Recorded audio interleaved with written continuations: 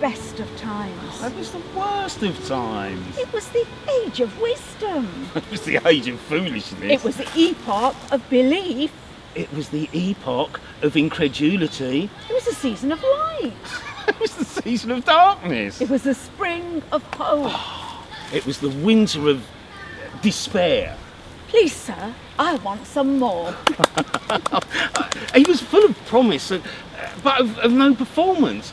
He was always going to go and never going. A somewhat over-elaborate use of his pocket handkerchief. I won't go so far as to say that as it is, I've seen waxworks quite like life, but I have certainly seen some life that was exactly like waxworks. In this round world of so many circles within circles, do we make a weary journey from the high grade to the low, to find at last that they lie close together, that the two extremes meet, and that our journey's end is but our starting place? I know enough of the world now to have almost lost the capacity to be much surprised by anything. How does the world go? I'll tell you what, it's a mad world. Mad as Bedlam.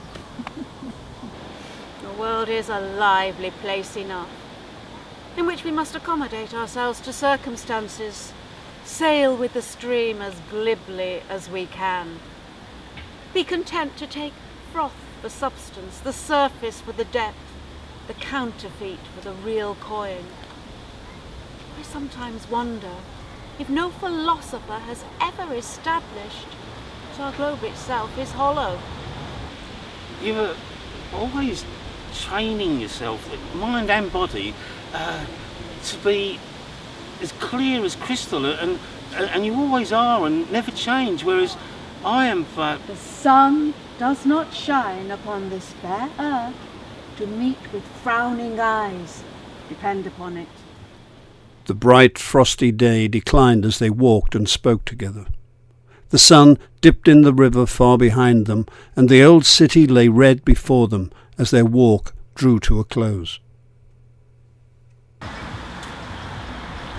I dream so much of heaven and angels and kind faces that I never see when I'm awake.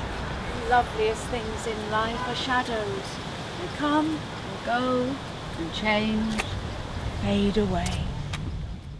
And thus, ever by day and night, under the sun and under the stars, climbing the dusty hills and toiling along the weary plains, journeying by land and journeying by sea, coming and going so strangely to meet and to act and react on one another, move all we restless travellers through the pilgrimage of life.